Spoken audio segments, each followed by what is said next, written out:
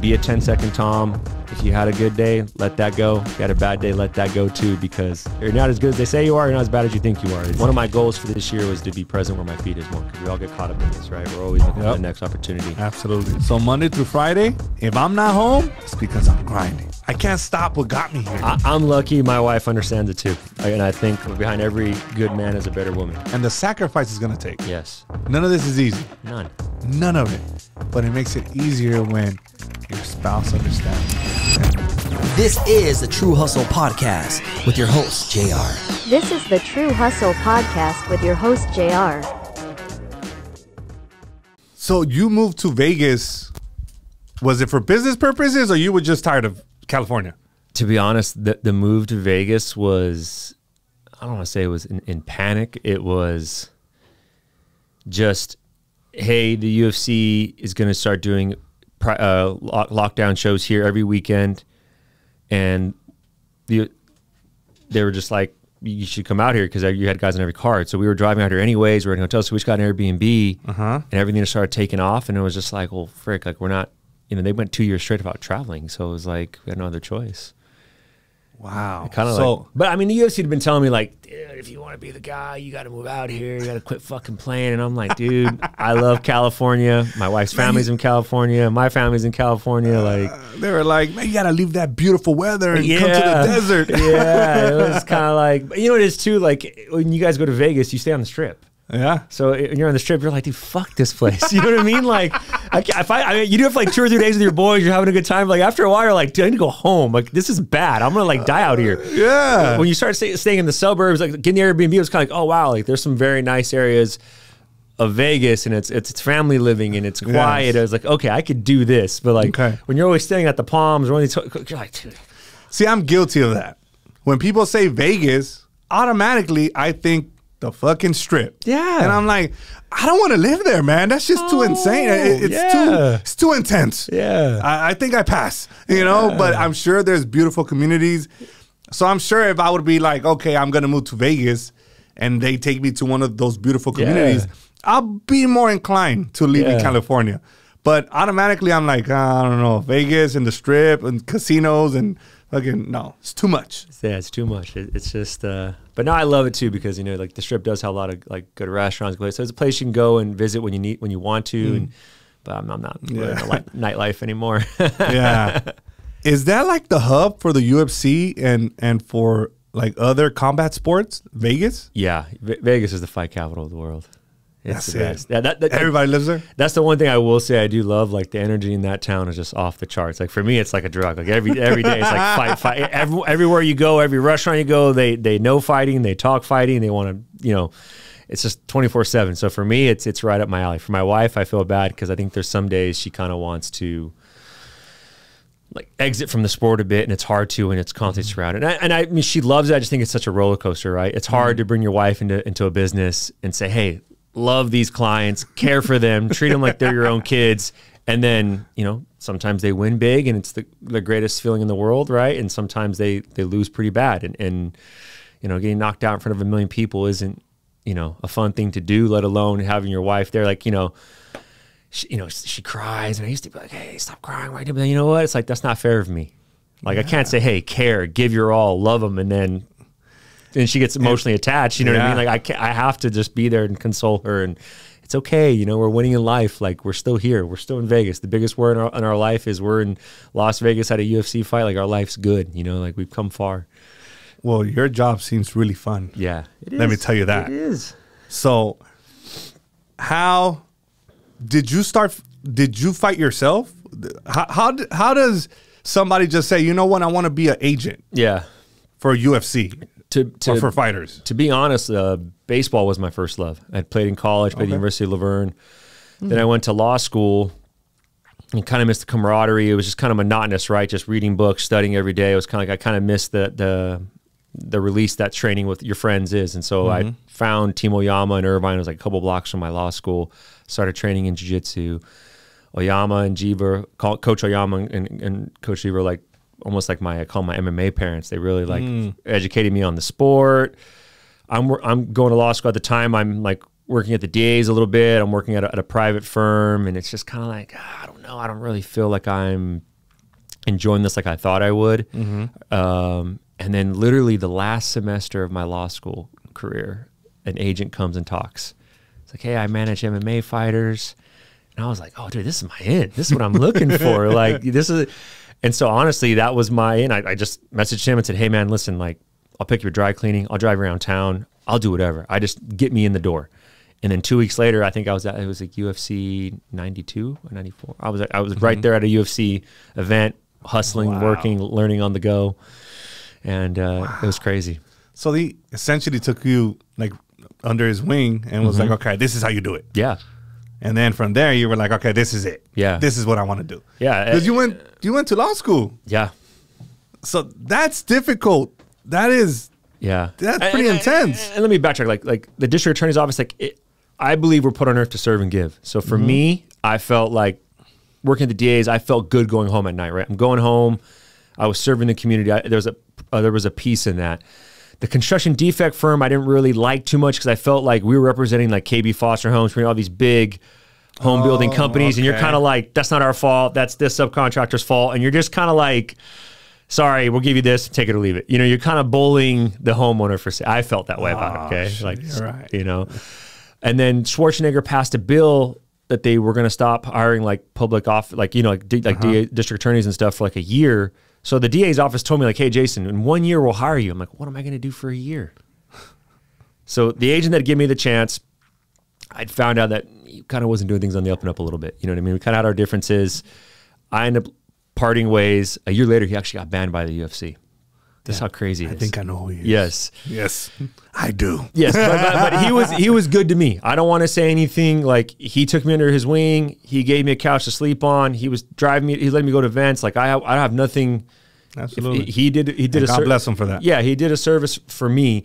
It's just, you know, kind of difference in things, and I went on my own, and so I passed the bar exam, started my own agency, and then I just started working Outback Steakhouse at night to make money for it, because I was during the recession. I was 08, 09. That's when everything is. Wow, that's when the world ended because of what was fabricated in 2008 real estate market. We don't want to talk about that. Yeah, we don't want to go down. We don't want to go down there again. You know, that shit was but that kind of happened, and it's funny because in my mind, I'm like, I'll give this 2 years. If it doesn't, my parents had said, give it 2 years. If it doesn't work out, that law firm job will be there. They're right. Absolutely.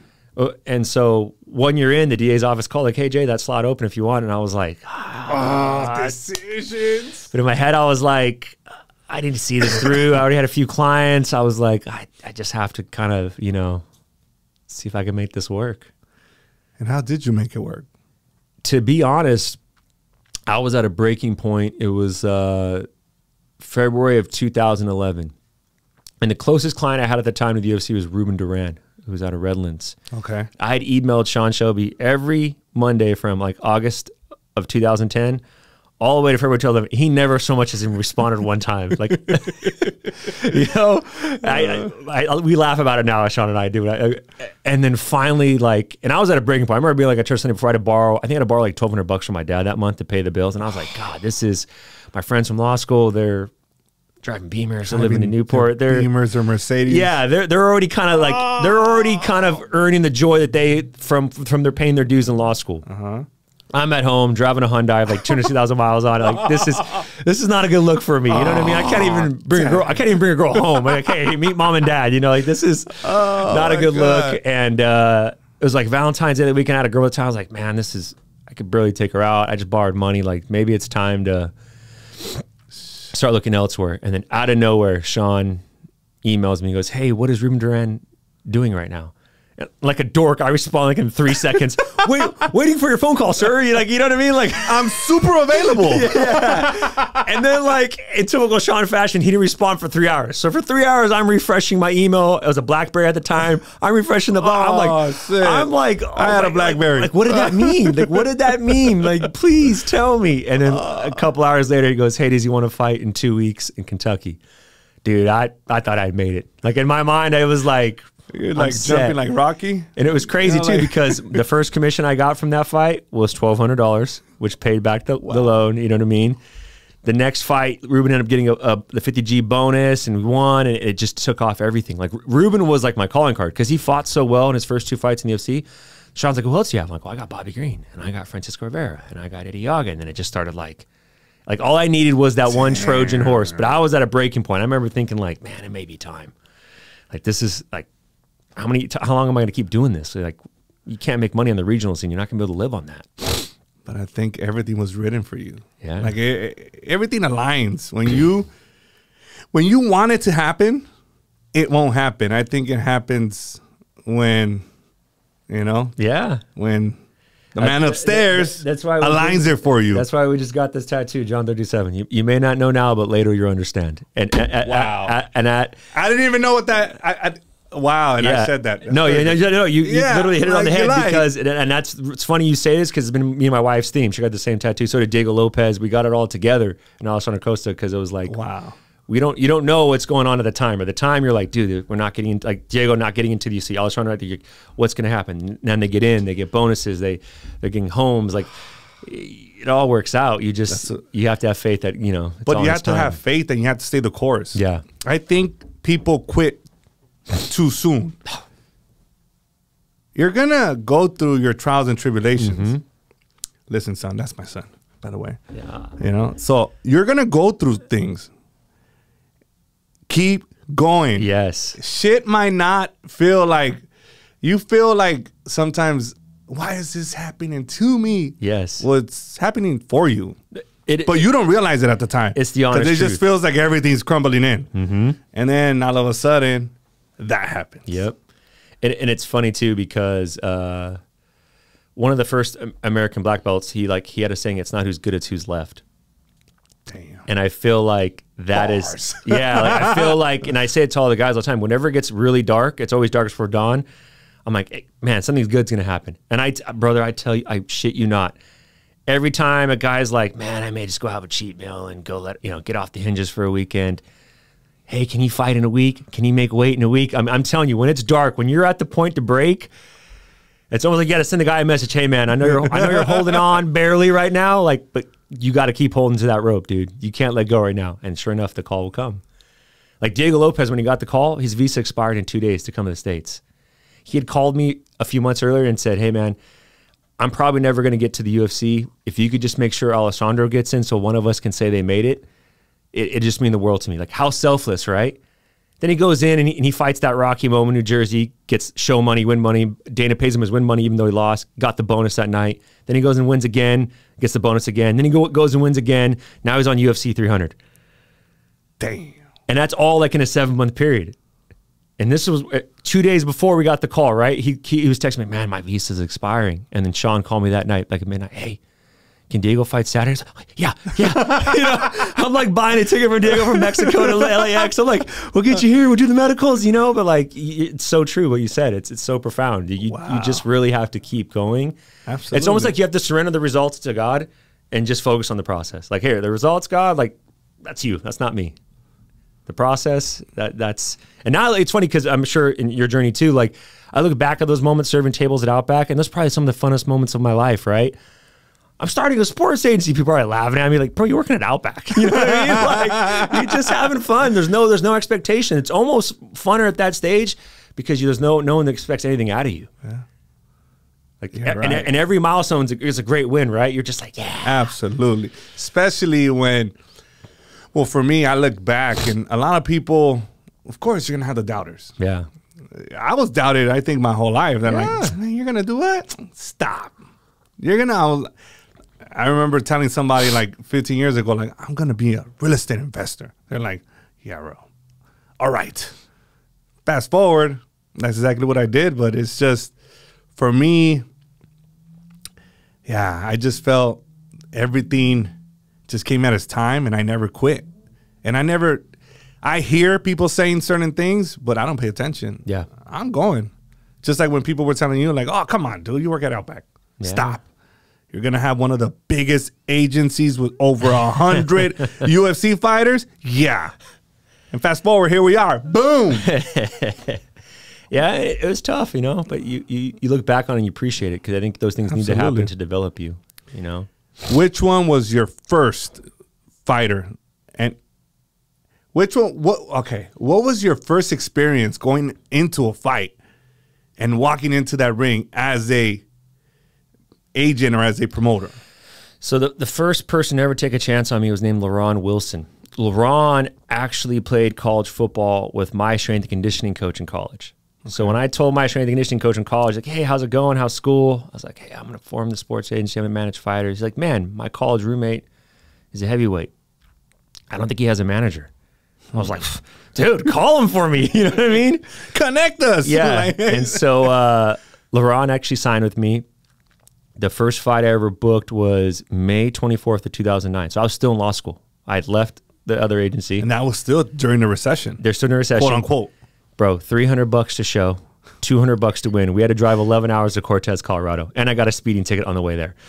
So that ate up the profit. Oh, I literally, like, and I was so excited. Like, I mean, I was literally on cloud nine. The fight was at a freaking high school gymnasium. LaRon won. I thought literally we had won the Super Bowl. I walked out without getting his check. The promoter texts me, hey bro, you want to get paid? Oh yeah. Sorry. Oh, that part. Yeah, come on. Got that $500. He gave me my cut, $50. You know what I mean? And you're on your But dude, I was on top of the world. I was buying all the drinks at that little dive bar that night, dude. That's a beautiful story though. Like, I mean, I made $50 and I spent it all on drinks. Yeah. Not everybody else. Oh, I called my dad. I was like, Dad, I found my calling. This is it. You made $50, son. You know what I mean? Like, shit. It all starts with $50 or $100. And do you know what's crazy too? So I signed LaRon. In a couple weeks, I'm like, oh man, I don't got to fight for him. I don't know what am I going to do. I don't have a fight for this guy. I go to my brother's Little League game. And I was telling my dad at the Little League game, oh man, I'm stressed out. I don't know how I'm gonna get him a fight. I got to start making relationships with these promoters. The guy sitting next to me, his son was the pitcher, and my brother was the catcher. Goes, hey man, I work for King of the Cage. You need to get a fight? I was like, bro, I'm desperate. He goes, I can get you one. It's all the way in court. I was like, bro, I don't care where it is. I'll drive. I don't care. He's like, it's gonna be like $300 to $500. I'm like, I don't care, dude. I just need a fight. I just need to come with something to the table to show this guy can deliver. He made one phone call for me, put LaRon on the card, took care of it, and I was like, man, talk about a sign. You're like who? Talking about just, yeah. And you were just talking about it, and he overheard. I was like, Dad, no one's answering me. Man, you got somebody looking after you, man. They think I'm just a kid. They're not responding. Wow. And LaRon was like a good calling card for me as well. I mean, I feel like him and Ruben really changed my life because LaRon went and said, hey man, that kid's good. He works hard. You should mess with him. He didn't have to do that, right? He went out and got me 4 or 5 more clients. And then, you know what I mean? Kind of just, you know how it is. It just spreads. Like you take care of one customer. I think it's momentum. Yeah. So especially in my business, I always say, you ride this momentum wave. All it takes is one, then it's going to be 2, and then it's going to open the floodgates and it keeps going. So you think that was like your biggest break? Oh, yeah, for sure. And then, you know, I went and took the bar, passed it, and then just started working and learning. And you know, at that age, you're like, I think the problem, like in today's youth a little bit, it's like they get such instant gratification and everything, and everyone's trying to promote themselves. But like in your early 20s, you should be listening to learn, not to respond. And I feel like too many times when we're young, we want to show we're trying to like, I'm the guy. I'm educated. I'm this influencer, whatever it may be. But we have to like I'm sure if I picked your brain on real estate, you know what I mean, I would just sit there and I could learn a ton from you. And that's how you have to, especially in the early days of entering an industry, you have to be such a, like there's so many times I would sit in a circle of people talking and not say an effing word, right? You're just like, man, I'm trying to, okay, he likes this, you know, like that, like this, like that, you know, like. That's key. You know, I remember one time, like, the UFC Metric was like, yeah, when I watch fights, I look for this and I look for the crowd. And I was like, okay, that's what you need. You know what I mean? Like, you're just like, any little tidbit you can get, any like, okay, no problem, you know? When I'm in a room when I know there's big dogs in the room, I need to listen. Yeah. I need to shut my mouth and listen. If I'm pretty talkative, you know, yeah. I'm good at carrying a conversation. But if I know that there's somebody in the room that I want to be like, or that is doing it way bigger than I am, sometimes I just want to have like a notepad and just like, damn, why are you so quiet? I'm like, just be quiet. Listen. Just like, you have to take in that information. But I think with our youth today, that they want to prove themselves, as they should, right? And especially as a male, you want to prove yourself. You want to show that you belong in that circle because you're young, maybe you're into a very older field, right? And it's hard, but those are the times you have to listen the most. And I think that young kids and the younger generation, they need to understand that there's a time and a place to prove yourself. It's like, okay, we were young too. Yes. So I understand. Like, we want to show, but there's times where you're going to have to check your ego and open your ears and listen.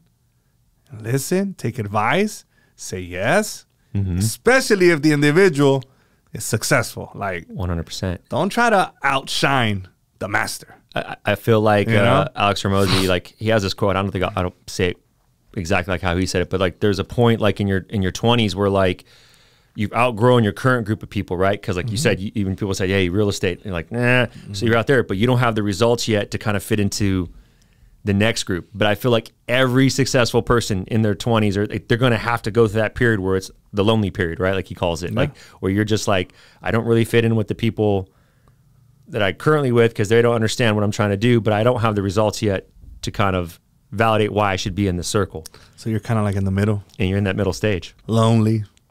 Because yet you can't adjust to what was. Yeah. But you want to mold yourself to what is. Yes. And now you're like, fuck. It's like when you want to get into real estate, I'm assuming no one in your circle, no one around you was in real estate. Nope. So they call me crazy when I quit my job. And that doesn't make them wrong. You know? But I'm saying, like, so you kind of have to exit a little bit because that's not their field, right? No one is in real estate, so you kind of go into this middle ground, and it's vulnerable, right? Yeah. You're super vulnerable because you're like, I don't know much about this, but I'm gonna go figure it out. You know, now you got some results. Now you're in those circles. Now you know, but there's a time in there you're like, ugh. Yeah, I think it was a difficult transition for me because I went to school. I got my bachelor's degree. I got a master's degree. I've got my job, and like, well, you're gonna do real estate? Like, yeah, that's what I want to do. Because education was probably like it was for me, like education, absolutely, and rightfully so. But because I think growing up, we were told if you want to be successful, you got to go to school, you got to get your job, and there's nothing wrong with that. But I needed to reach heights that didn't, I don't know, how do I say this? That it wasn't just, how do you go, if you want to live and pursue certain dreams, but you can't pursue them because you're limited. Yeah. Your income is limited and your capacity is limited. Yeah. So a lot of the jobs that come out from college have ceilings on them. Absolutely. And that's not always the best thing. To me, if that's what people do, that's fine. There's nothing wrong. But for me, it wasn't. For me, I was like, damn, I have to request time off. You know? And I have to, there was things that I was not cool with. You know? Unfortunately, I missed a lot of Christmases, birthdays, you know? And I was like, nah, this is not for me. I can't do this. I remember once at the law firm I worked at, and this is a very successful law firm in Orange County. I mean, they were paying me a very handsome wage in law school. And at this company Christmas party, it was like this beautiful restaurant right on the bay of Newport. And it was amazing. And I'd been working there for 8 months, and somehow I got stuck at the partners table. It was like the secretary, me, and like all the partners. The partner turns to the girl, the secretary, and goes, "Oh, Jane, I didn't know you were married." She goes, "No, that's Jason. He's been working here for 8 months." And I remember thinking, like, dude, I've been slaving for 8 months, trying to get seen, done good work. Like, bro, I walked out of there so fast. I was like, this is it. Like, and at the same time, I'd met Ken to work there. It was like, if there was ever a sign, get out now. It was then. And in your head, I'm like you. I'm like, dude, 7 years of school. I did everything right. And I'm miserable at this job. Like, did I just really go to school for 7 years to be miserable? And obviously, there's like, I don't want to like pitch, like, there's obviously some law careers, right? I bet that you could have exited. But I'm saying in my position with my story, my world was caving in. Like, now I'm about to go study for 2 months straight in in a room and not leave it to pass this bar to go work at this job that I'm, you know what I mean? Like in your head, you're just, when you're young, everything's just unraveling and you're like, oh no, like there has to be a pivot step out of this. There has to be something that I can do because like you said, I'm sure your parents like my parents like, hey, go to school, get a college degree, now go to law, you know? And my parents were so proud about that. Oh, my son's in law school. You know, I was like, and I love making them proud. But in my head, I was like, yeah. So we have to honor our parents. And how do we honor our parents is by being great law-abiding citizens with great jobs. Yes. You know? The one thing then it comes to a point where I'm like, okay, I did that. Now it's time to do me. Now it's time to do what I want to do. Sorry, Mom. Sorry, Dad. Yeah. You know what I mean? I'm lucky. My parents were pretty cool. They were like, hey, move back home, give it 2 years. They were actually open-minded to this. I'm grateful because back then the UFC wasn't that big. It would be hard for them to see that. It's easy now. He could say like, hey, this UFC is huge. But they were actually cool because in my head, I was like, dude, this is not what I signed up for. Like, so it was challenging at the beginning. Oh, very. Because when you got into this industry, the UFC was just developing. It was still on Spike TV. It wasn't even on Fox yet. It was still on Spike. Yeah. I got to give you that. Yeah. You did that, dude. Yeah. It's crazy. And now that you see what the UFC is now, like you look back and you're like, damn, $50 commissions. Yeah. You know what I'm saying? And now it's like this big brand, this big name. Like, how does that make you feel? I feel like I was very fortuitous, or what's the word for it? Fortuitous? Like lucky, I guess you could say. Okay. You know, like that I happened to be at the right place at the right time. Like one of my favorite books was Outliers by Malcolm Gladwell, like where he talks about like if I was born a year or two later, I don't know if I would have fallen it. You know what I mean? Like I finished school right in 2009, 2011 is when the Fox deal happens. So it gives me a couple years to build up these athletes, right? Then I'm on the regional scene. Then the UFC goes from, I don't know, whatever, they're maybe doing like what, 12, 16 shows a year to 34 shows a year. So they need more athletes. So it's like, man, the timing of it was just, I mean, it happened to get on the rocket ship out at the right time. And I'm grateful to the UFC because they really took care of a kid that they could have just been like, this little guy, get out of here. You know, like, that's crazy. Yeah. So I'm just curious. See, I don't know your industry, right? Yeah. So I'm like, how do you recruit talent? How do you recruit fighters? How do you go about like pointing out like, oh, this kid has skills? Or how do you scout? Is that the proper way to say scout? Yeah. I always tell I tell my wife, I wish there was someone that recorded those first few years for me because it was like spinning your wheels and not going very far. And I think because when I was young, I was chasing talent. And talent will take you places sometimes that a person's character is not ready to go. Dang. And so I had to learn to go after high character people. That was the key to success. Going back to what we were talking about earlier, it's not who's good, it's who's left. It's not who burns the brightest, it's who burns the longest. You need someone with a high character that can go through all the crap the sport's going to put you through. And if they hang around long enough, they'll get their moment on the sun. It always happens. It's not the most athletic guys. The guys that just keep trucking, keep fighting, keep moving. They're gonna have their day. And so when I was able to learn that and make that transition, I'm just looking for the hardest worker in the room. Go to a practice and try to find the guy that's doing everything right. I don't care if he could jump on this table or he can't do 10 push-ups. If he keeps doing that, I guarantee you he'll be in the UFC and he'll be successful. And I think that was the key. And that was a lesson I had to learn. You know, I'd sign a kid, I'd go home and tell my parents, oh, this kid's going to be the whole world. He's going to be the, you know, and then you sign another kid that maybe you're happy about, but you weren't like jumping up and down for. And, you know, the other kid would kind of fizzle out. And the other one that you didn't think much of you just never know. You never know. And plus, also, it's the culture of your group too, which I know that's very similar in our industry. Like you have to have a good culture in your group, and so you want high character people. You want people. I think life's too short to work with people you don't like. You know, like you should want to have a beer with your client and then hang out with them. And I don't know, I was in your industry. I know my industry when I first started working into it, they used to say like, "Oh, don't get attached to them. They're going to let you down. They're going to leave you. They're going to hurt you." Whatever, you know what I mean? They're not going to be loyal to you. But use you, no loyalty. But in my head, it's like, whether they're with me for 2 years or 20 years, that's not for me to worry about. If God put me in their life for 6 months, then for 6 months, they're going to get the best of Jason House. I'm going to love them. I'm going to care for them. And you know what? Part of that is because they deserve my best and I want to give my best. But part of that also, I'll sleep good at night. I gave them everything I had. There's no stone unturned, right? I don't have to ever think, oh, if I would have done this or I could have done that, you know? And so I just don't focus on that. I just love them to the best of my ability. And don't get me wrong, some have left and it stings. It hurts, right?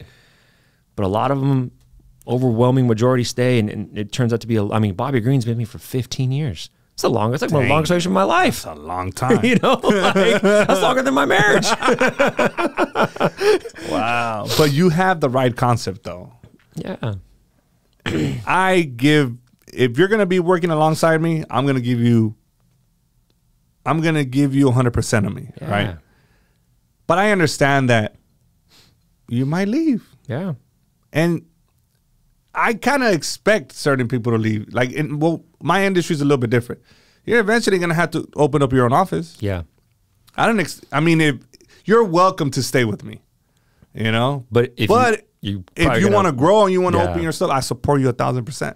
That'll make me so happy to have somebody to be like, I'm going to do my thing. I'm going to do this. And that's so interesting about your business, because I feel like you are a good leader. Good leaders are going to develop other good leaders. Yes. And so it's almost like, absolutely, by doing your job right, it's almost like parenting. If a parent does his job right, the kid doesn't need you, which is kind of a backwards thing, right? Because you want to be a parent, you want them to always want to be like, if you do your job, your kid's like, I got all the, you know, I got this. Yeah. If you don't, and that kid's like a pain in your butt until he's 40. You know, it's like the movie Step Brothers. They're still living at home. You know, does it make sense though? Like, that's kind of how it goes. And so I've always admired your industry, because I feel like you're building them and giving them love and energy, knowing that if this goes well, it's kind of like in football, college football, right? Like if your assistant coaches, you love them, you care for them, they're going to go get head coaching jobs. Exactly. They're going to go elsewhere. That's a perfect example, right? Yeah. So to me, I see it as a man, go and invite me to the grand opening. And God has some tacos. Yeah. God's never failed either of us, right? So I mean, if hey, if that's my footprint that he wants me to leave in this person's life, great. I hope they stay for a long time. I love my team. I love them. I'm close. You know what I mean? I love spending time with them, love traveling and being there with our clients. But hey, if some have to do what they have to do. I mean, at the end of the day, you can't control what other people do. We can only control what we do. Yes. And give it 100% and being honorable. And I think that's not as common now. No. Just being an honorable person. Like, dude, just do right by people. Yeah. And you're going to be fine. It's a service industry. I've seen so much shadiness. You know, I'm like, no wonder you're not blessed. Look at you. Do a bunch of dumb shit. But anyway. I think sometimes today, like because of the instant gratification, everything's so fast paced in our world, I think sometimes people sacrifice the long-term goal for a short-term win, or a long-term relationship for a short-term win. And one of the rules we have at the agency is never sacrifice a long-term goal or dream for a short-term win. Damn. You know, because it's not going to be fruitful. Building solid relationships is key. We were just talking about this earlier. A lot of the, I don't know what you guys deep diving is about, like some of the knocks that people will say online about me is like, oh, he's too close with the UFC, or he's friends with them. And in my mind, I'm like, that relationship's a lifelong relationship. Yes. I treat it like my marriage. It's behind closed doors. I'm not going to air that out. Well, that's my ego talking. If I go on Twitter like, haha, I just took the UFC to this, or, you know, the UFC's being like, that's ego. Do I argue with the UFC? Yes, all the time, behind closed doors in a respectful manner. We may not always see eye to eye, but that's a lifelong relationship. And I think like that's the problem today, is that we don't see that. We try to spike instead of score in that one moment and not think about the future. Everything's long term, especially if you have an agency, which you have a very successful one. It's long term. Yeah. Don't think about it as a small window. Like, this is a long term relationship. So, of course, you want to have a healthy relationship. Of course, you're going to disagree. Who doesn't? I mean, we've passed on signing some very big athletes in the past, and maybe because everything wasn't on the up and up. You know, and you should always do the right thing. Even if it costs you a win, you should always do the right thing. Always. You got to live with that, you know? And like you said, you're not going to be blessed doing stuff like that. Yeah, and that's why you're blessed, sir. Yeah. Because sometimes you just got to do the right thing. And I know in your industry too, I can only imagine. I stay like in my own little circle.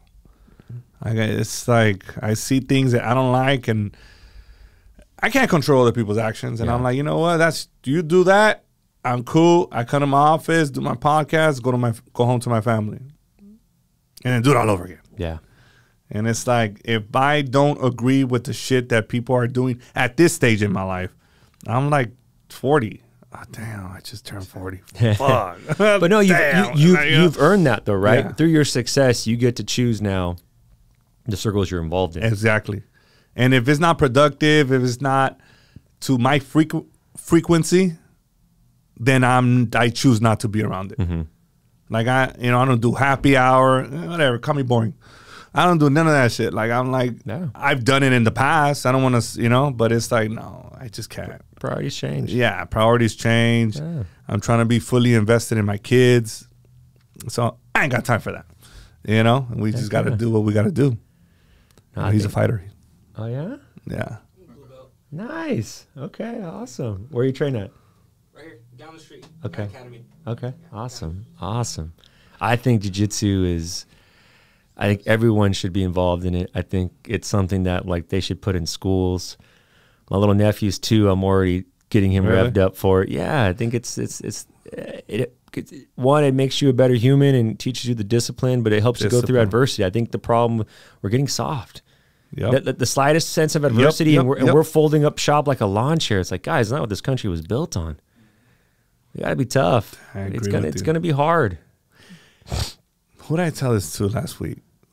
Was it in the podcast when I said, you know what? I still believe that men need to be strong. Yes. I am not saying, okay, I know there's a lot of we should bring my wife in this because she thinks I'm making my nephew too tough. And I'm like, you want him on this side of the fence. You don't want him like someone pushes him and he starts crying. Like someone pushes him now, he thinks they're playing. He's like, okay, let's. So I think that, okay, I do understand.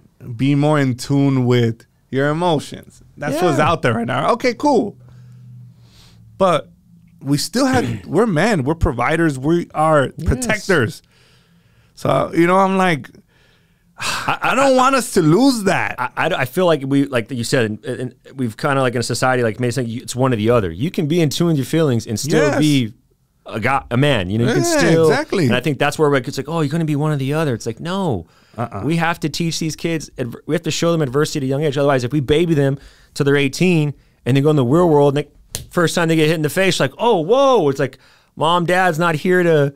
You kind of we have to give them a little exposure when they're young, right? Like expose them a little bit, give them a little bit more exposure. You know what I mean? Kind of like you're showing them to the virus a little bit so they can build antibodies for it. Like let them get tough on it. And that's why I think jiu-jitsu is good because it's a controlled environment where they're forced to stay calm and think in adverse situations on the mat. And that helps them. So they go out into the real world and they understand. Jiu-jitsu changed my life. If it wasn't for jiu-jitsu, I would never got in this industry. I never would have met Jiva. Like the doors jiu-jitsu opened. Everything I have is from martial arts. That's dope. Like that's why I always pay homage to it because it's like I wouldn't have anything. All my friends, like the same. So I started in March of 2008 jiu-jitsu, 6 a.m. class. There's like 5 of us that went from white belt to black belt together, and we meet every 6 months to a year out here in Orange County. Dang. And it's like seeing what we've how far. I mean, and a lot of these guys are older. They were probably 35, 40 when they started training in 08. I was 23. So they've been like big brothering me for years. Dope. And that's what's also good too is the networking, right? Like that's the one, I don't know how you feel about school. Like school, I don't know if law school was relevant for me. I'll be honest. I don't know why I need to memorize laws when I can go on Google and get the laws easy. I agree with that. Yeah, I have to learn how to analyze the law and apply the law and make an honest argument on my client's behalf, right? Mm-hmm. But what it did do, it put me in a circle that I probably never would have been in, right? I'm in Orange County at a law school in front of, there's a ton of Beamers, and you know what I mean? It put me in a room, right, with the right people. Where a sports agent would come to my school and talk, and you know what I mean? So there was a purpose there. Maybe not what people think, but school kind of puts you, like when you get in a fraternity, like, like that's when you have that network. Oh, this guy's an accountant. This guy does this, or this guy does real estate loans. He'll be able to help me. This guy works at a bank. Networking. Yes. we're always. That's how. Yeah, I agree with that 1,000%. Sometimes I participate in things because of the networking. Yeah. It's like, who's gonna be there?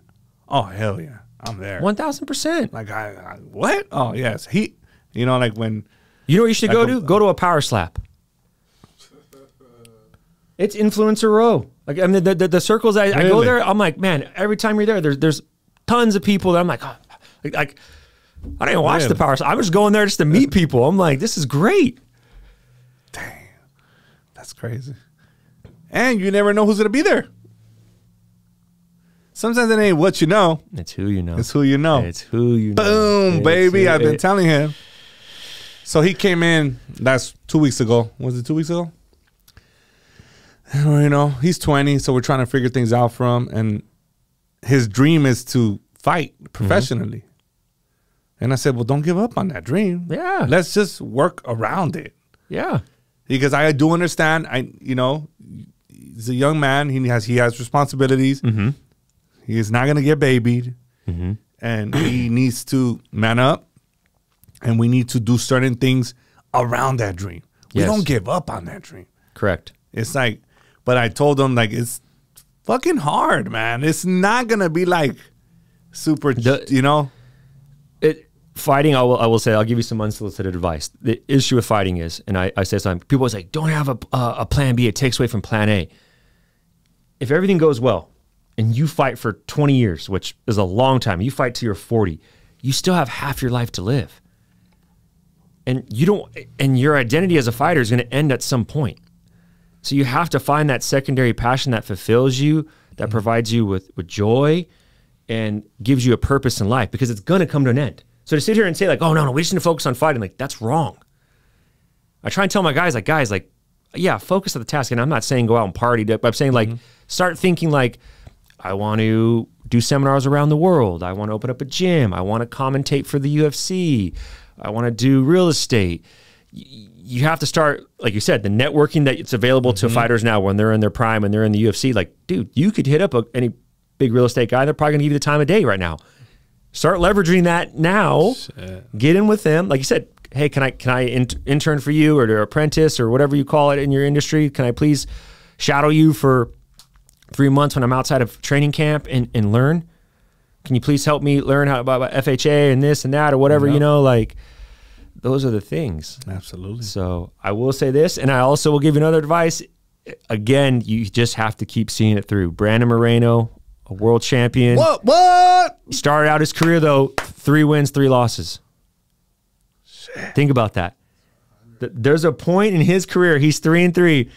And the real gangster is his wife. Let's just keep it G here. The real gangster is his wife, because she doesn't go like, hey, honey, nah. It's time you go get a job. She's like doubling down. You can do this. Go to Arizona. Train with Harry and Cejudo. I'll be here with the family. Don't worry about it. It's not who's good. It's who's left. It's who sticks through it. Dang.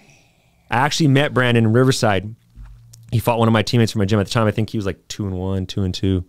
He lost that night. I remember meeting him, like, he had some mohawk and some tattoos. I was like, who's this little kid from TJ? And he's like, hey, I'm Brandon. I'm like, hey, I'm Jason. That's 2011. Exactly 10 years later, we'll be working together and we'll win a world title. But we didn't start working together until 2019. So you met someone in your life. Imagine you're like, hey, how's it going? And then you walk away. You never know, like, in 10 years, we're going to change each other's lives, dude. In 10 years, we're going to get down and we're going to be in some heaters of some moments in life. Life's wild. So anything I can ever do to help you, let me know. But I'm telling you, just show up every day and train. It's monotonous. Some days will be bad. Some days will be good. Be a 10-second Tom. If you had a good day, let that go. If you had a bad day, let that go too, because you're not as good as you think. You're not as bad as you're not as good as they say you are. You're not as bad as you think you are. It's always dope. Just doing your thing and keep evolving. Heard that? Because I'll tell you what, if you would have said, Jason, Brandon Moreno would have been a champion, and I say this to Brandon's face, he's not athletic at all in my eyes. He is just a fighter through and through, and he just shows up every day. I love that. Chito Vera, same way. Those guys aren't the most talented guys in the world, but they're so high character. They do everything right. Damn. Chito does not break his diet. I'm telling you, man, he's a laser. He could be at this event with all the He'd rather fast. If it's nothing's there for him to eat, he'll eat nothing at all. Damn. Like, but I love it, right? Because that shows you the level of commitment. He's got a sauna in his backyard, a cold plunge, and he's sauna coach every day. He's doing it to cover. I mean, he leaves nothing unturned. Everything is done to the. Brandon's the same way. So they have that discipline and that structure that no matter what, every day they're not going to deviate from it. Every day. So they stay ready to fight year round. Yeah, and something like Chito is super popular. Like people, I mean, he surfs with Kelly Slater. He's on tour with Action Bronson. Like he knows all these connections. He'll like, sorry, I can't. I'm in camp. I can't do this. Fighting's a jealous girlfriend. If you look elsewhere, she's gonna burn you 8 ways sideways. Don't get it twisted. If you keep your eyes on her, bro, I'm telling you, she'll be the best lover. She'll give you the highest highs of your life. You knock someone out in front of 1 million people, there ain't a drug in the world that gets you that high. But you turn elsewhere, bro. I've been a part of some lonely locker rooms. I'll tell you that much. I've been in some locker rooms. You're like, wow.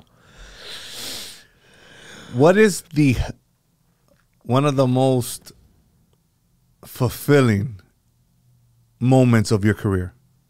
Oof.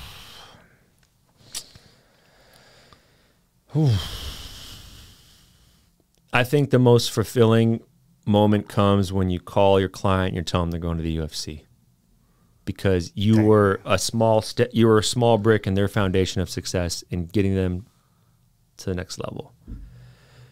For me and our agency, Brandon won the belt in June of 2021. I think it was June 4th. I think June 3rd, I was just as good as an agent as I was June 5th, right?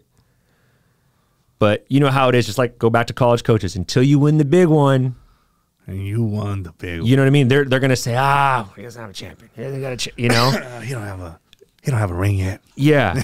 Even though, how many lives have we influenced for the better? How many times have we gotten guys opportunities to be in the UFC? Like, we've been serving and giving to the fullest, right? Paying the iron price. Every weekend I'm on the road, giving it everything I have. That's not how you're graded, right? You're graded on the result. You're right. So him winning, because when we got Brandon, he was cut from the UFC. He was cut. He was not in the UFC. So we had to rebuild him back up on the regional scene. He fought at Casino Morongo. Outside in a tent was our first fight together. You know how crazy this is? He won the LFA title, which is one of the top regional shows in the country, at Casino Morongo in a tent in June of 2019. 2 years later to the exact weekend, we go and win a world title together. I mean, you couldn't have like... you couldn't even have scripted it. Like, it was like the most craziest. You're sitting here going like, dude. And to be honest, I didn't really want to sign him. He had choked out one of my clients, Louis Smoka, his first in the UFC. And if Louis won, he would have got a title shot. And this is like 2016. I may have 10 guys in the UFC. I'm broke. Just started dating my wife. I come home. My wife's whole side is Hispanic.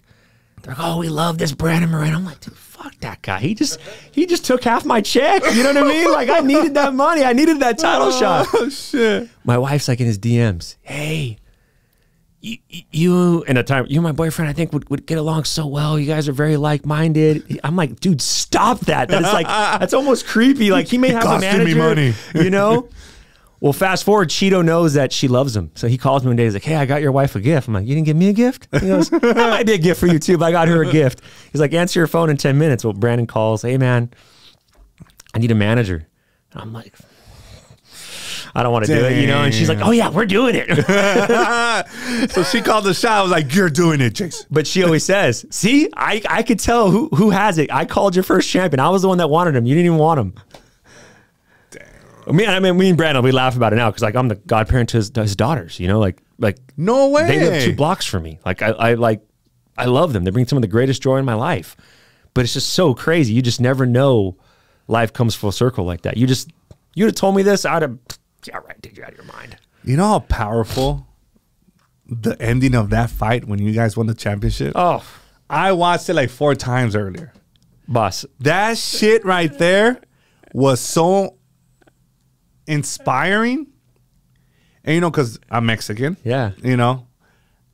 And he said, in my country, siempre decimos que sí se puede. Sí.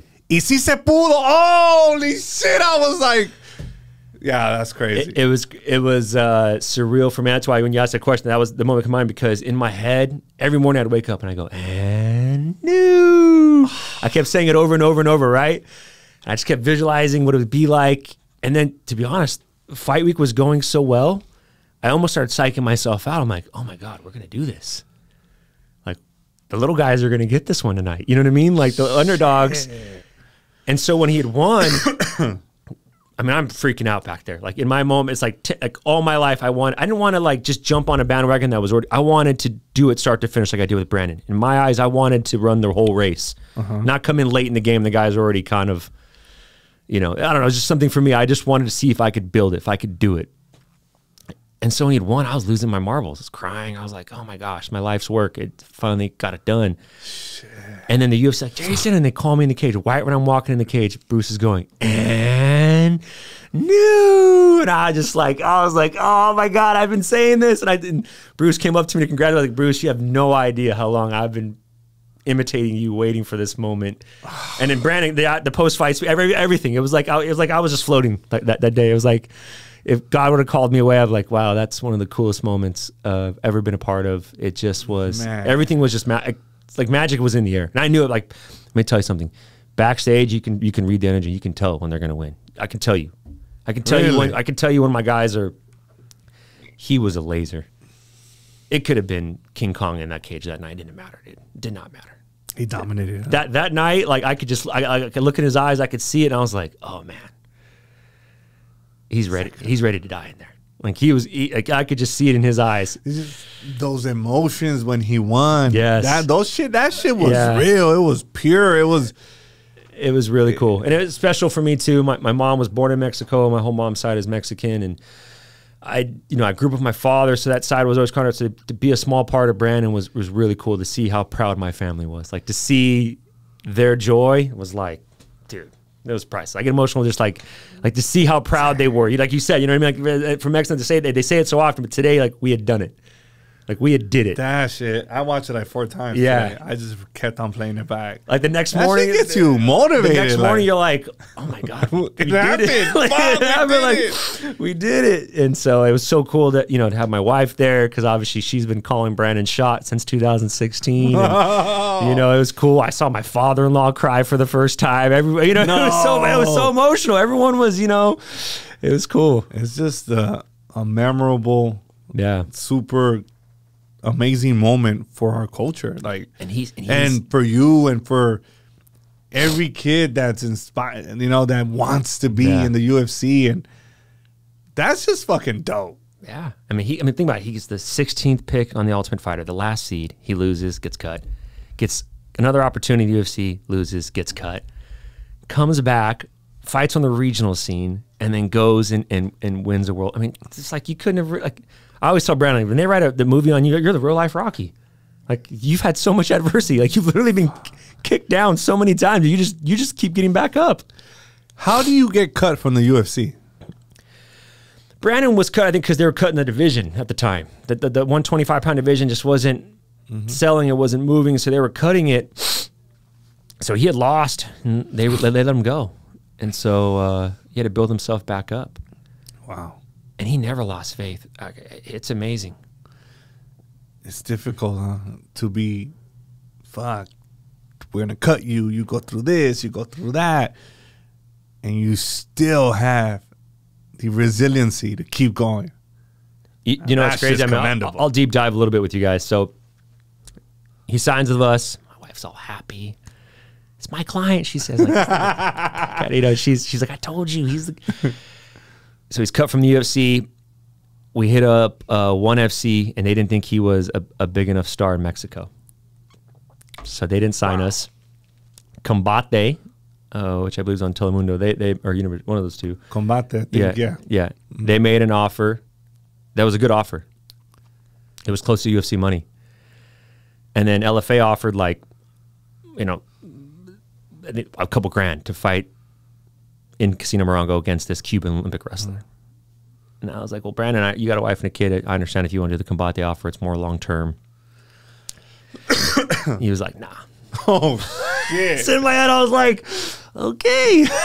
You're going to pass on that? Think about it. And he's like, I'm going to beat this kid. I'm like, bro, this kid's really good. He's like, I'm really good. I'm going to beat this kid.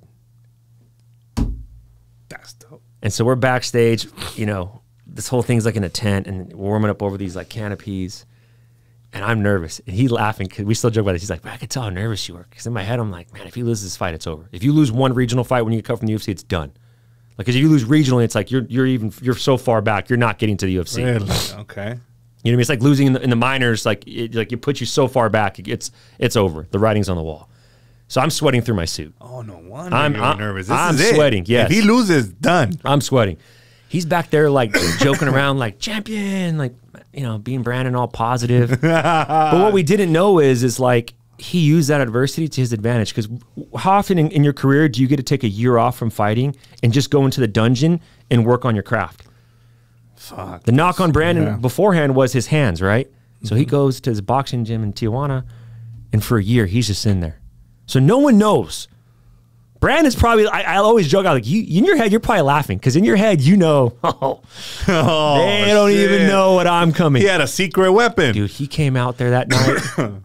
I was like, oh my God, this motherfucker is gangster. Like, he was just it was like a whole different person. Oh, he was training with some people in fucking TJ. And I remember looking at my partner, I was like, dude, we may have ourselves a player here. So he wins that night. The UFC calls me the next day. Brandon's at Disneyland with his family. And he goes, hey, we're going to re-sign Brandon to the contract, the same money that we had to pay him before. We're going to bring back the flyweight division. I literally was like, damn. I'm like, how did Brandon know this? Like, he took a gamble. He could have took the combate money, never gone back to the UFC, but he would have made good, good. But he doubled down on, no, I need to go back to the UFC. I'm like, bro, there's no division for you. He wins the fight. Next day they call, boom, he's back in. How did you feel when you got that call?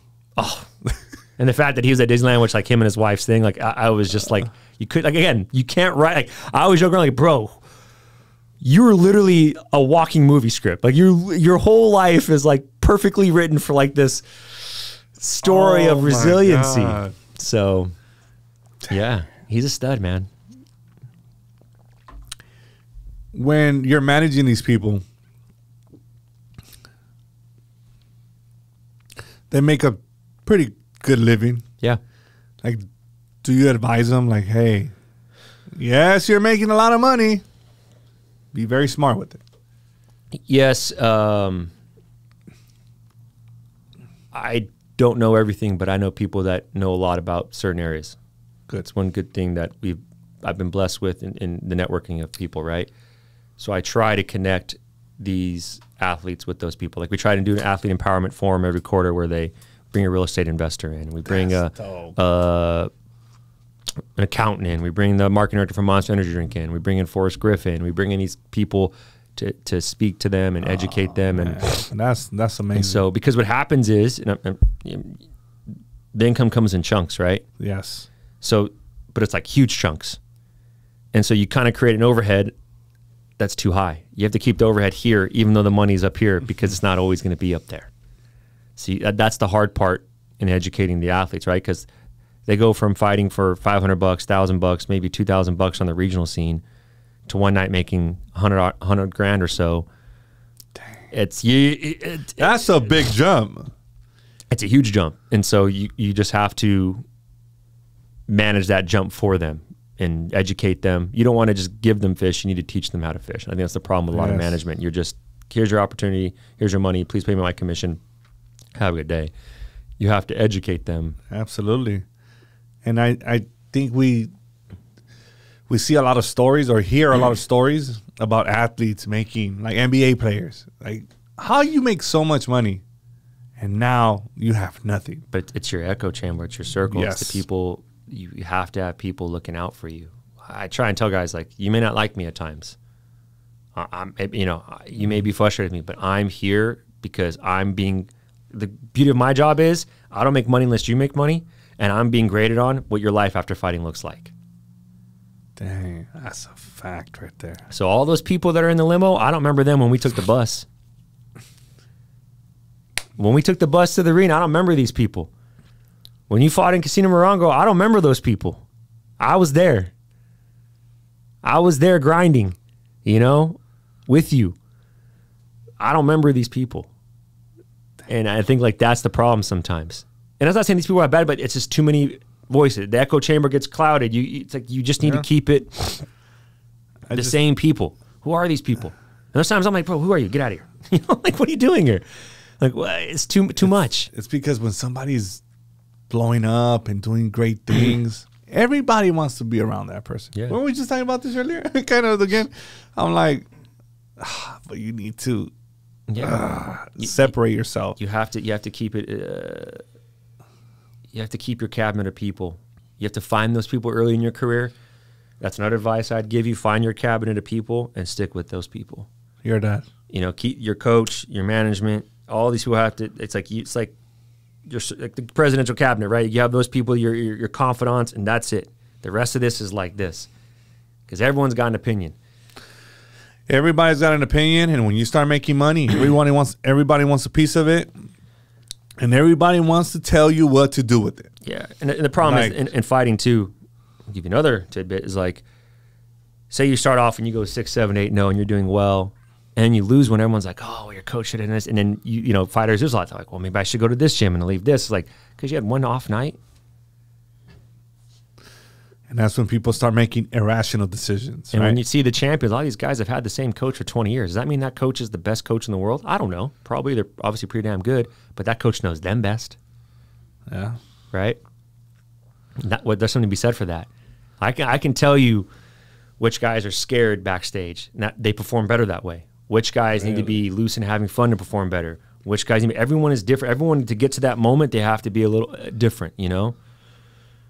Like Diego Lopez was fighting at Square Garden. I was in his corner and backstage. He's just so loose. And in my head, I'm like, wow.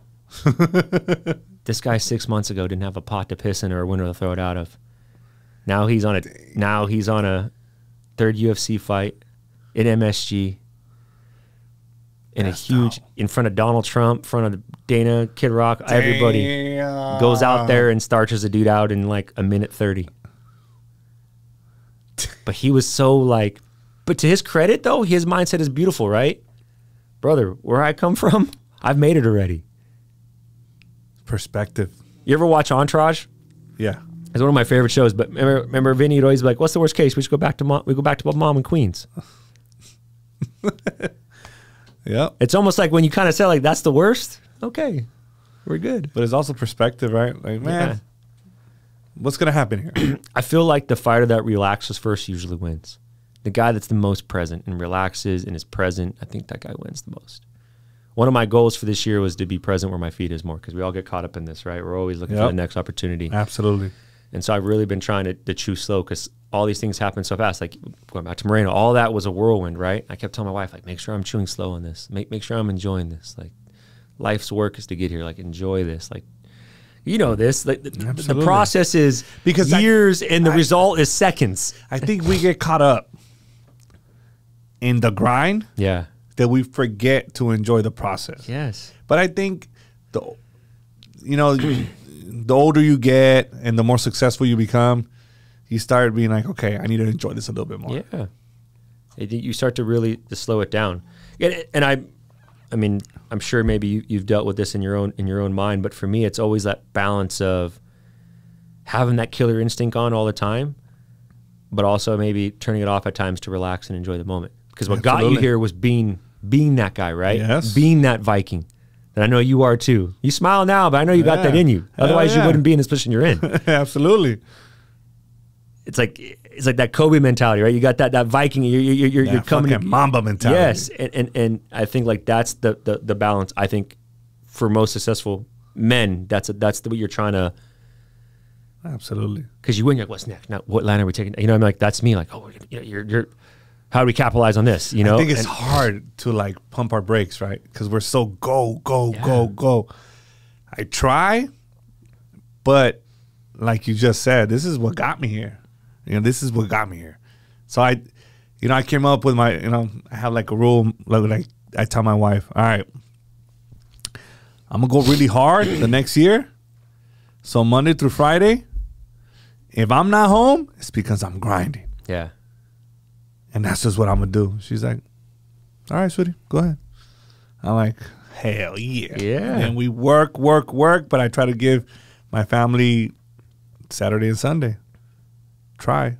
But I can't stop what got me here. You know what I mean? So I kind of understand. I'm lucky my wife understands it too. And I think behind every good man is a better woman. And Yes. And she's honestly, I mean, she travels everywhere with me. And she's out there, oh, you haven't eaten, you need to eat. Or I went and ironed your clothes for you for the night. So she's always kind of looking after, like even now she's the one driving me here, right? So I can, and she understands. And that's crucial. Yeah. Like having your significant other understand what we're doing Yes. and the direction we're going and the sacrifice it's going to take. Yes. None of this is easy. None. None of it. But it makes it easier when your spouse understands you. Yeah. And doesn't give you any slack or doesn't, you know, give you a hard time because you're doing what you love to do. Yeah. And I think it just makes it so much easier. And it's like we don't have children yet, but my goddaughters and my nephew, like kids really bring perspective to you because they demand they like, hey, you know, my nephew calls me Uncle Pow Pow from fighting. You know, and like, hey, he wants to show me his Spider-Man toy. He wants to do this. My goddaughter wants me to read her a book, and it's nice. I feel like sometimes they make you a little emotional. They kind of bring that in, like, okay, this is what it's for. This is what we're hustling for. It's almost like that recharge actually kind of gives you a little more rocket fuel to keep doing what you're doing. Like being around them and you see that, you're like, oh man, you know. Absolutely. It's so funny. I brought Diego and Alessandro with me for the holidays. They spent the last couple holidays with my family. Oh, really? And so to Bentley, they're just like normal people. Like he doesn't understand, like they're like famous fighters. So like Diego did Instagram Live and Bentley was on Instagram and he said, hi, Diego. And then he got mad because Diego was talking, it's Instagram Live. He's talking to people. You know, so I was like, bro, he's trying to do this. He's like, Diego's mean. And so I have to like FaceTime him, but I'm like, dude, you're a spoiled little kid. Like you're literally hanging out with a guy that's fighting on UFC 300. You're two, you know, like, but it's like, it makes you happy, right? Because you're seeing like, that's so cool. Like the life experience. He's at the beach with him. He's hanging out with him and they're doing That's jiu-jitsu. the coolest 2-year-old. Like, damn. He loves it. Like my wife's scared to death, but he's the fighting. Like man, if it's on the TV, like he's going nuts. It's in his blood. What does it take to be in that? What is it? It's the octagon, right? Yeah. What do you think it takes? Like, I just try to put myself in their shoes. Like, damn, you go in there, you're like, damn, I'm about to rip somebody's fucking head off. I think it's first off, I think it's the ability to enjoy being present. Like, man, I'm about to do a rodeo right now. Like, Les is pretty cool. And secondly, I think they love to compete. They love to test themselves. I don't think it's about winning and losing. Obviously, it is in some aspects, but I think it's seeing how good they can be. It's exerting yourself to the fullest in something that you care. Because it commands so much of you, right? Like two-a-days, the nutrition, the sleep, the monotony, right? You're eating the same foods every day. You're doing the same training every day. Like it's literally Groundhog's Day every day, right? But it's almost like you're testing yourself. How committed can I be? How disciplined can I be? How good can I be? Because a UFC fighter isn't just training like a boxer. No. Like you have to train. Now you have boxing, grappling, and then you incorporate all the arts, yeah, like jiu-jitsu. It's not just one focus. No. So, like, what's an actual training camp look like for like a UFC fighter? Usually, they do at least 2 practices a day. So maybe they would, do jiu-jitsu in the morning, and then maybe work on striking at night, and then maybe the next morning they spar, and then maybe that night they come back and do some wrestling. Maybe the next day do strength conditioning. It's a lot. It's a lot of work. And then on top of that, the diet. Yes. And how long is the actual camp? Usually 6 to 8 weeks. For the bigger fights, it could be 10, 12 weeks. So for those 10 or 12 weeks, you have to eat the specific meal plan. Yes. Work out twice a day. Yes. Every day. Yes. You ready for that? It's pretty good. Oh my God. When I want, man, me, if that's what I wanted to do, it's nothing. Discipline. Yeah. That's what I have. I'm very disciplined with everything that I do. So, yeah, hopefully that carries over to you and you do that. You have to be disciplined. You have to put in 100%. It's your craft. This is what you want to do. So I know it sounds difficult, but for them, it's a fucking walk in the park. It has its challenges. No, I mean, but when you want something bad enough, you're gonna fucking do it. Every camp has its challenges. Every situation is tough. Watching what these guys sacrifice, it's incredible, and I admire them for it. And I feel like one of the most intimate things you can do outside of your marriage is to share your dream with another person. And so the fact that they do that with me, like I really take it seriously, because you watch them every day. I see them. Like I've been at Chito's practice every day this week so far. And I'm watching him in there. I know what he's going through. And you know the weight that's on his shoulders, and he's got this ginormous fight with Sean O'Malley in a couple weeks here, and that's all everyone wants to talk to him about, right? He goes to the grocery store, that's what they're talking about. He's on a run, they're honking horns, kick O'Malley's ass, right? Like that's tough, you know. It's hard. It's like it just consumes you. And then this doesn't help. Phones. Yeah. And it consumes you more, because now there's more. It's just never ending, right? More advice I'd give your son is to not pay attention to online, because I'm sure you notice it with the circle that you left to get where you are today. Like, not everyone's happy for your success. Absolutely. It's very easy. That's a fact. It's easier to critique someone these days than it is to compliment someone. I think that's somewhere we've gotten wrong in our society. And Chito actually does a phenomenal job. Like, he doesn't respond to anything. Like the stuff they say, he don't care. He don't care. He's focused. He doesn't. It's like, these motherfuckers don't pay my bills. I'm telling you, like the perspective to be a fighter, you just have to have perspective. Perspective when it comes to what is appearing on social media is really not reality.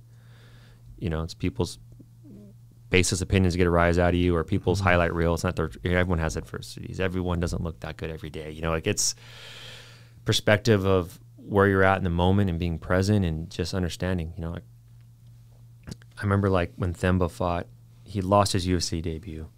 Had he lost this fight, he would have been cut. It was his second UFC fight. And he was kind of freaking out backstage. I remember telling him, like, bro, let's look at me.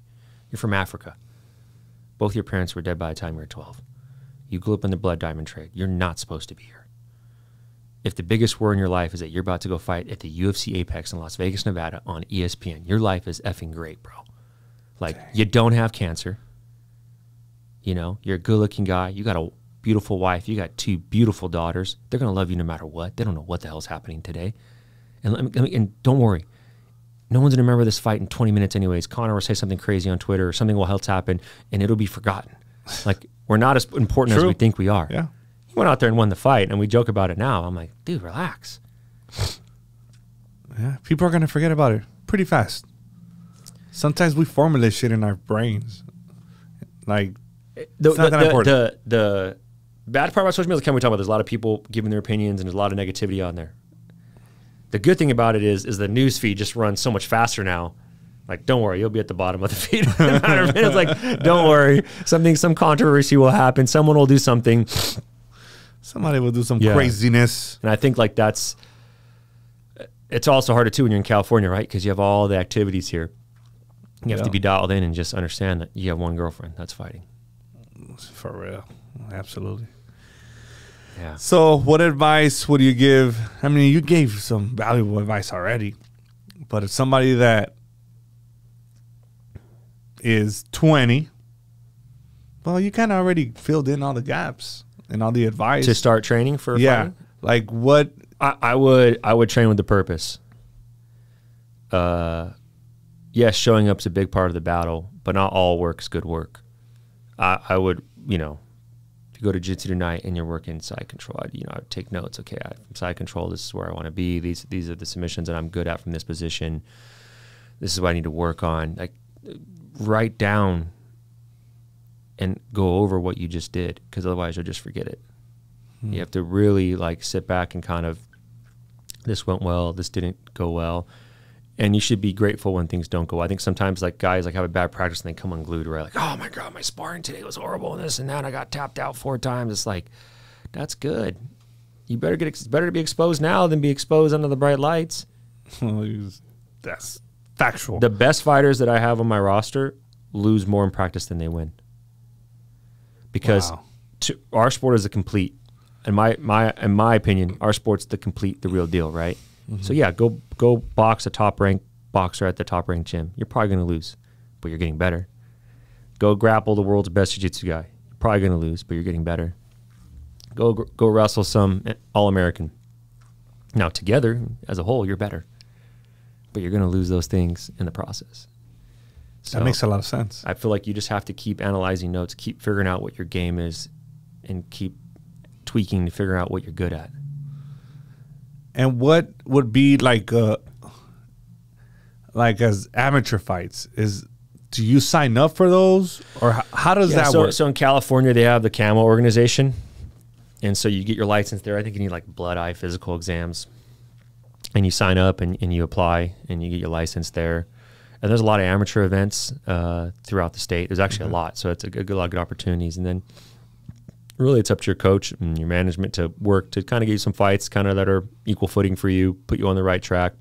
Okay. They test the waters. And I really don't put a lot of weight into the amateur fights in the sense like I use it as data to be analyzed, not really worried about the results, if that makes sense. Really try analyzing like this went well, this didn't go well. We need to work on our cage work. We need to work on this. It serves as like improving your skills for the big moments. Yes. I think guys are like, I need to have a perfect amateur record. Like, okay, fine, but the goal should be the process of getting better, not just have results that don't mean much. That makes sense. And especially now because it doesn't count negatively on your resume, right? No one's ever asked me what a guy's amateur record was. I'm not saying like, hey, we don't care. We'll lose. I mean, lose all of them. Yeah, but like the purpose should be to grow and evolve, and to get those minutes in. It's kind of like you have a process in the gym. You go take an amateur fight. You analyze the data that you receive from an amateur fight. Okay, I'm not doing enough actual MMA training, right? I need to go do more against the cage and more here. Okay, I add this to my training. Okay, cool. Now you go through another camp and you've made those adjustments, and you go take another fight, and then you analyze the data from that fight again. Okay, I need to work my kicks on this from this fighter. I was not checking the kicks. I got up with a couple of those. Then go back, add this to my regimen. You know what I mean? Like you're constantly using that as data to make adjustments in your process, because your process is what you live and die by. And I think that's the way you'll get success. I think too many guys, they just show up every day monotonous, go through the motions, and they're not growing. Like how many times, like if you go to jiu-jitsu class, like you go on a Monday, right? And you say you're working half guard sweeps. And then Tuesday, professor will be like, hey, what did we work on yesterday? And dude, majority of the class is like. We got free rolling, free sparring after class. Nobody really does what we did in class. Exactly, because everyone wants to win. Yeah. Everybody wants to win. Like, you should have, like, and those guys too, like, oh, they're talking, and yeah, you're doing the drill, but it's like, dude, if you're trying to be the guy, you're saying I want to be the best in the world, well, you better start by being the best in your fucking room. If you can't do that, then how, you know what I mean? Like, how are you going to get where you're going? Like, I want to be the best in the world. Like, bro, I just watched your practice. You weren't even the best in the room. And I'm not saying that to knock it, but I'm saying, like, we used to do this thing. The college program I played for at Laverne was amazing. Scott Winterburn, the coach there, literally the 6 principles he gave me there like changed my whole life. Okay. Wow. But we used to do practice where you couldn't talk. Really? Not a single word would be said all practice. You should be in your head and you should be focused on the task at hand. Do you guys talk? Like you ever think about like what I'm assuming it's like he shows a move, right? Break, and then you go drill the move a couple times. Then he shows you the next thing, right? But like you should be saying, how many times can I do that move right properly? You know what I mean? Instead of like, okay, I did it once, twice, now we're kind of lollygagging. Like to entrench it in your mind. You know what I mean? Do it a few times on him, and then do it a few times of him trying to maybe give you a little bit of, you know what I mean? Like give it some real looks. Like be presently there, not just like doing that, right? And then afterwards, write it down. Otherwise, you just lost it. Like, who cares? You know, and then when you go to roll, like these guys, they always want to go with the guys that they know they're going to have success with, or they know like, hey, it's my buddy. I know we're going to kind of like, if you're working half guard sweeps, bro, put yourself there. One time, Nick Diaz said like he puts himself in every bad position during practice so that when the fight happens, there's nothing he hasn't seen. But think about that though. People want to win so much they don't want to be in those bad spots at all in practice. But you should be. I would put myself in the shittiest situations. But like I said, because you're right. But again, going back to the best ones lose more in practice than they win because they're putting themselves in positions that they're going to be. They're not. Does that make sense? It makes more sense because now it's that not challenging, right? If you're winning the whole time in practice, is because you're either fighting somebody that's not at that level, or you're not facing any type of adversity. Like roll with higher belts. Like just always kind of roll with higher belts. And there's a purpose to that too. But if you say you are a blue belt and you're working with the white belt, there's no reason why you should not be working exactly on that move today. Right? Like being specific in, I'm just going to, you know what I mean? Like work this one thing with them. With the higher belts, you're going to have to fight to survive, right? They're going to be 14 steps of chess ahead of you. So there's a purpose for both. Is that, I guess what I'm trying to say. You know what I mean? It's not like when you work with a white belt, like, okay, it's kind of like the rest round, right? This is my rest round. I'm going to tap this guy a couple times and we'll just kind of, like, no, dude. Do it with intention. Yeah. It's kind of like what you said earlier about like short-term gratification for long-term success. Like, yes. I'd rather roll with someone they're going to beat because they want that. If I showed you Moreno's training, like he's grappling with Mikey Musumeci, do you think Brandon wins 1 freaking second of that round? Probably not. He's a world champion, bro. He easily could be like, nah, I don't want to roll with this dude. But he's seeking out that. That's fucking dope. Get Mikey locked in a second. You know, like that's kind of the mentality. Like I watched Chito go to AOJ, and it's just like murder's row over there. He don't come up for air, I bet. But I think like that's the problem. If you're really committed, you're going to have to take some classes that are public, right? But your mindset cannot be of theirs. They're not wrong. Could be a dad that get off work and he just loves to get on the mat for a few rounds and roll around. And dude, jiu-jitsu serves a lot of purposes. But what you're saying your purpose is, it has to serve, you have to be different than the rest because you're aiming for a different goal. Doesn't make you better than them. It just means your goal is different than them. But the problem is in our sport, we're like the only sport in the world where a lot of pro fighters still train with the public at times, right? Or even if you do pro practice, you're probably going with some guys that are kind of like, you always have to think like, what am I trying to be? Like, do not get caught in that. They want to talk or they want to start 15 minutes late. That's on them. That 15 minutes they were lollygagging, talking, whatever. They could have been doing some mobility, doing some prehab, because then when you get hurt that later that day, you're like, damn it, maybe if I was not effing around before practice, you know, I mean, it'll show up. It'll show up every time. You got to be intentional. Everything you do. Everything matters. Even when it comes to the training, you need to be intentional. Especially if you want to make it to a level where it's like the big stage. You have to be intentional. If you watch those guys when we're backstage, it's a thing of beauty. Because to be at that level, you have to have been someone and had success to get there, right? Otherwise, you wouldn't be there. So you're in a room and you're like, man, this is it. It's the cream of the cream in this room. It's the baddest mofos in the world. And sometimes I have to sit back and think like, damn, this is pretty cool. Like, damn, I love my job. You know, yeah. This is amazing. But you're sitting there watching the best at their craft. Wow. And I think like that's how it has to be. But it's hard because our sport is so young. It's only 30 years old. The training protocols are constantly evolving. And we're learning how to train as professionals, because for a long time, right, it was just like you're getting a couple of your friends, you're trying to figure out, you know, did we spar hard today, did we drill today, like you're trying to find a protocol that works. But you have to be intentional in everything you're doing. And I to be honest, I had that problem. Like I think from brown belt to black belt, there was a point I was traveling a lot and I was training, but I wasn't really, and I was like a point like, man, I gotta get serious here. If I want to be like, I have to really bear down here and start writing notes and start, you know, like getting to that next level if I really want to represent Jiva and his school like that, you know, because y'all can fall into the ruts. So it's difficult to get a black belt. Yeah, very. How long did it take you? 13 years. I think I'm a little longer than some because I had like 3 surgeries in that period that put me out 6 to 8 months at a pop. traveling, right? Like once the UFC started going, like in 2019, I was home 29 nights. Like my house is the nicest hotel I stayed at. Yes. So like that kind of took me away from the consistency of going every day. Like when I was in law school in the first 4 or 5 years of my business, I was 6 a.m. every morning. You know, it was easy to have that routine. But once you start traveling and the business was taking off, now it's challenging. Yeah. And like Givo was always supportive. Like Givo was like a dad to me. Like he took each other almost daily. You know what I mean? Like he's always checking in on me. He understood. He knew I was still training with the UFC guys, but it's not like that intentional training that you have. You know, Givo obviously wanted me to be in the gi, and it was different. But yeah. Wow. Well, he gave you some solid advice. So now you gotta be intentional about everything that you're doing. But from the moment that you get up to the moment you go to sleep, if you want to be successful in this, then you have to give 110%. The hard part with our sport, in your son's defense, is like, I don't know, I'm trying to use an example. Say you're an artist and you just start doing it for fun. And then your love kind of naturally grows, and then you kind of come into it, and then like you're just doing it for fun, and it kind of goes. In our sport, you kind of have to like dive in. It's almost like, hey, it's our first date. You want to get married?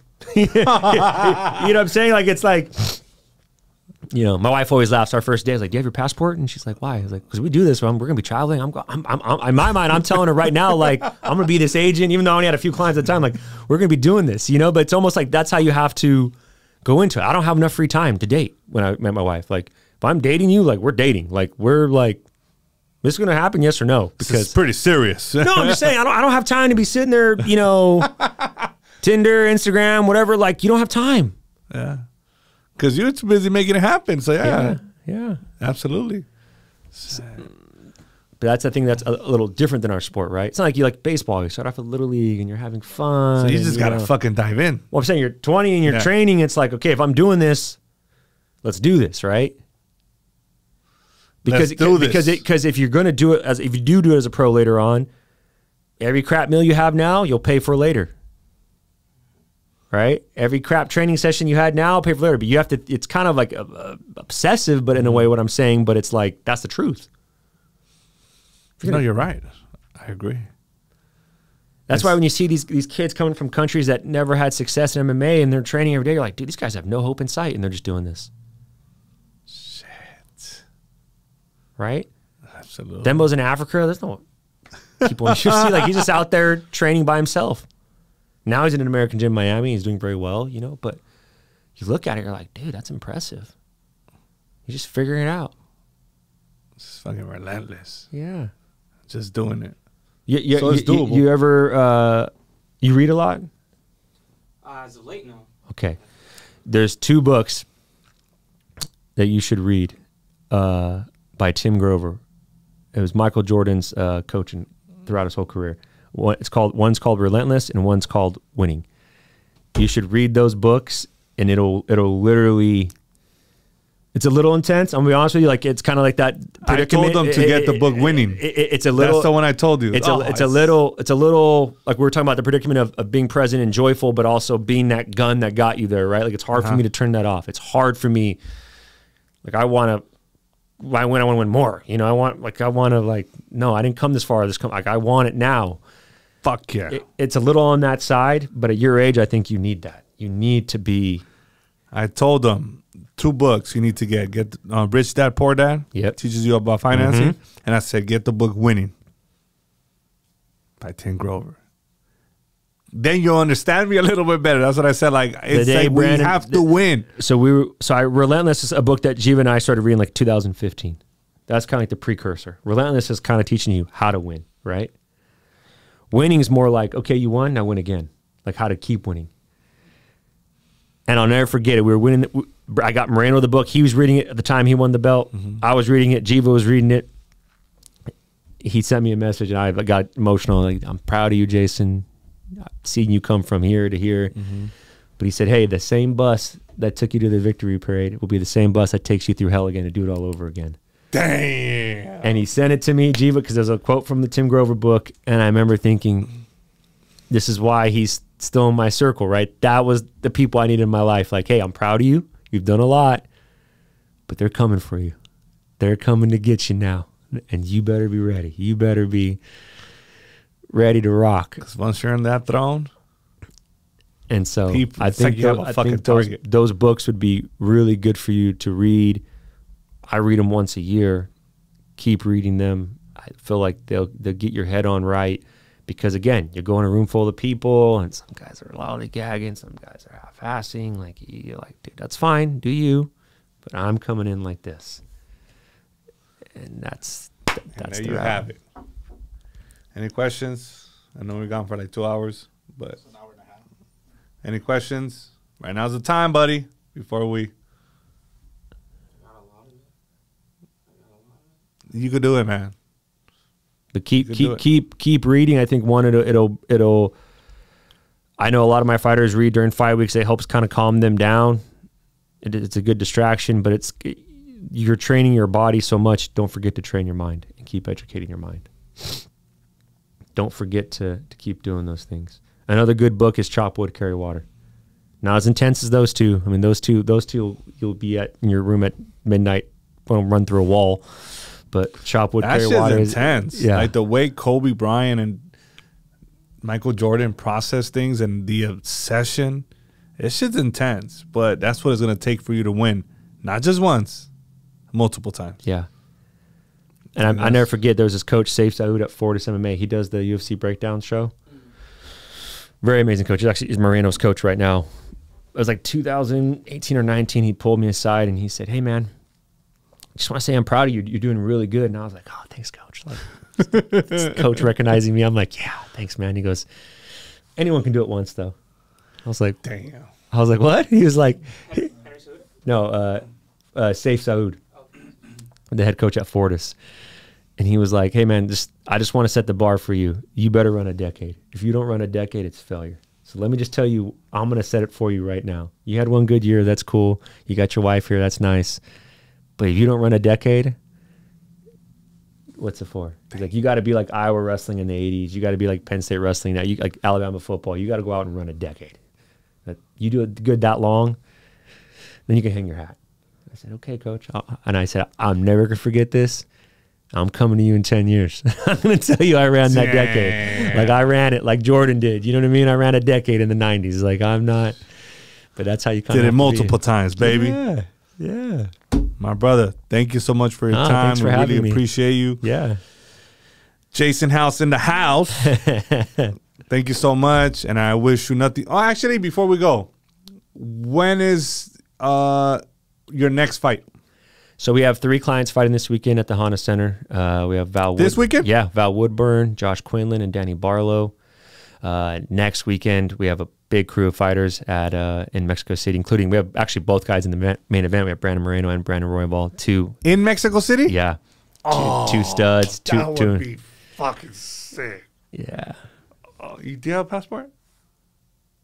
We could expedite it. Yeah, you could show if you go down to the consulate and you show them you have a flight in 48 hours, they'll give it to you same day. Oh, that would be so sick. Yeah, I'm excited to go back down there. But where in Mexico City? It's not at Estadio Azteca, right? I'm not sure. One of the biggest. I know we're staying in Polanco. Is where we're staying. Yes. That's nice. Yeah. Yeah, super nice. I'm excited to go there, and then you got Chito in Miami coming up. So, well, I'm looking forward to all those events, man. Yeah. I'm gonna check them out. Yeah. But man, to go over there in Mexico. All right. The crowd's gonna be epic too. It's gonna be a good night. I'm excited. Well, I'm excited for you guys. Yeah. Fuck. I hope they all win, man. Thank you. Thank you so much, my brother. Yeah, Appreciate you. Okay. And we're out. Boom.